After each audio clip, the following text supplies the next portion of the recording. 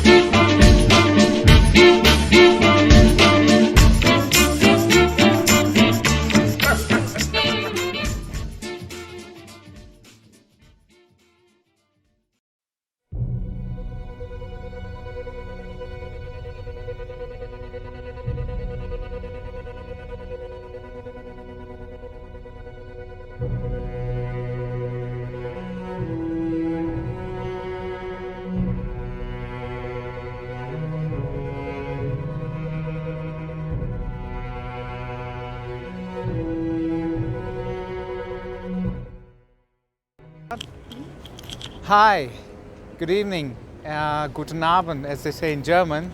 Today I'm joined by Miss Sylvia. and she would like to elaborate something about Schiller, and she would like to tell something, I would say, or? Yes, I would say that this is why I came to Frankfurt, is to specifically see this beautiful statue personally. Yeah. I've seen his statue in America, but it's not the same as seeing him in his homeland. And I know that he is the poet of freedom, and I am also associated with an organization called the Schiller Institute, and that's how I came to know about his ideas. I did not find out about Schiller in school. Okay. And he is similar to Shakespeare in the sense that his writing, you could read his plays, his tragedies, his poems, and they are relevant for today's thinking. He basically had the idea that mankind, shaping mankind's political freedom is a form of art. Okay. He was very disappointed with the revolution in France. He had hopes that it would be like the American Revolution, but it was a failure, and most people would have given up on mankind at that point. But he realized we have work to do. Maybe we won't get the full result in this century, but in the future, at some point, mankind will understand. So we have to lay down the seeds for what's called the aesthetical education of mankind. And meaning that humans need beauty. Beauty is not just for entertainment. Yeah. It's so that you can develop your it's like armor for your soul, so that you can fight for the good. Because sometimes seeing a lot of wrong, it takes away and beats you up, and then you start falling. So you need something to armor yourself with. And this is why the people in Germany, when the fall of the wall came, they responded by singing his poem. And his poem was Ode to Joy. It was so beautiful, and that it took Beethoven 25 years of his life. Wow. Because most composers took a poem, it was beautiful, it was pretty, but not superior, and they said the music will elevate it. Yeah. But this poem was so elevated, and Beethoven loved it so much, he wanted to honor it, but he didn't want to reduce it. So it took 25 years just to get the right music in it with the idea, so that he wouldn't take away from it. And so this is why this song, Ode to Joy, was just sung on his birthday, December 16, because it's the beginning from December 16, 2019 to December 16, 2020. It will be his entire 250th year celebration. Wow. I'm sorry, this is Beethoven I'm talking about. Okay, no worries. So Schiller's poem was sung Yeah. at the Carnegie Hall in New York. And As an American descent, what would you like to share about Schiller affections for Americans?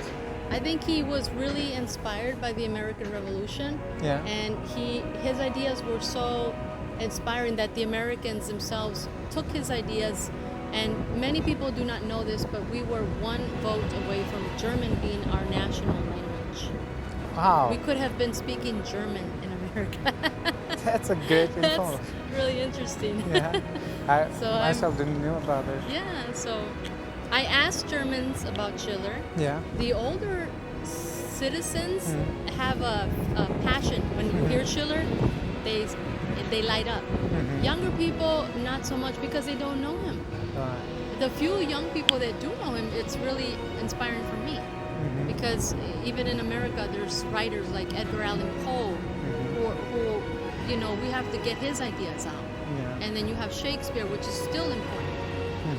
And so we have to be the Renaissance. We cannot Yeah. go out and find it and complain when we don't find it. We have to take it and give it to people and share and hope our children will take this as their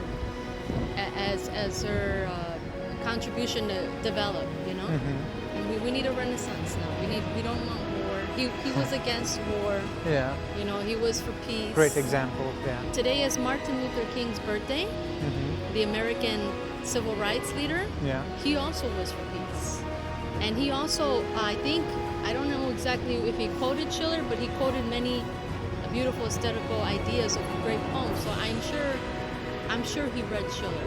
I can't say a quote where he recited him, but I am pretty sure a person like him had to know Schiller. And one question I like to have is that how Schiller literature really contributed in the American culture also, if there is something. Well, you have a famous play Okay. called William Tell. And the story is that a young man, you know, family man, had a son, had a wife. His life was okay, but all around him there was rebellion. People were upset. The conditions of there was a tyrant, and it got so bad that the tyrant sent out his people to travel with a stick and a hat that represented him. And they said wherever they go, the people, the villagers have to bow to the hat, not to the person, even to the hat. It was reduced to a hat. And William Tell was at one point crossing some place, and he came across one of these people, and he was told you have to bow, and he says I will not bow. Yeah. And so they actually took his son and put an apple on his head and said, you have to shoot this apple or kill your son. You decide, but you have to shoot the apple, and if you don't shoot the apple, you might kill your son, so you better aim straight. And good thing that William Tell was a good arrow person. I don't know how you call it. Bower. He was able. It was a very dangerous. But after that, he realized, even though I think I have a good life, now I realize I don't. If there's no freedom in the whole country, even my life is going to be interrupted. And now I have experienced that. Yeah. And it was him who helped lead a revolution and overthrow the tyrant. So this is like America overthrowing the British tyrant. We are going to have peace. We're not going to have colonialism. We're going to free nations. And this is America, but we are in a little spot where people forgot. A little dilemma. Yes, so we have to remind ourselves of the better America. That's what America really is, not these temporary leaders that were bad. We've had more bad presidents than good. I think that's the case in many countries. So you have to remember the principles and the good, and let that guide you. Don't let the popular bad control your life. Otherwise, you will not. And the good contribution has been majority done by him only. Well, his ideas were because his ideas were studied by other thinkers, and it led. If he hadn't challenged his society, maybe these other people wouldn't have had the tools, the armor, to take on the same. He was supposed to be either like a doctor or a clerk, which is doctor's not bad, but he wanted to be a poet. In those days, they say poet, you don't make income. Yeah. But he was not about practical. He was more about thinking about in the realm of ideas. So sometimes we need people like that. Maybe everybody cannot be like that, but when we have something like that, we have to treasure it and try to promote it and create a future one. And maybe one day we will have not just one at a time every 100 years. Yeah. Maybe we can create a culture which will create many geniuses. It will be normal to have people at this level. That's it won't a great be rare. idea. Yeah. I guess you're the biggest fan of Schiller, I would presume. I may be one of the biggest fans, but I'm sure there's many. Well, thank you for the time. And I'm glad to meet you because I think that you might hopefully read some of his works. Definitely. And so many information today I gathered, which I really didn't have any idea, and responsibility which you took also for the sharing of the information. I really happy to have it. And thank you for your time for this interview, and thank you.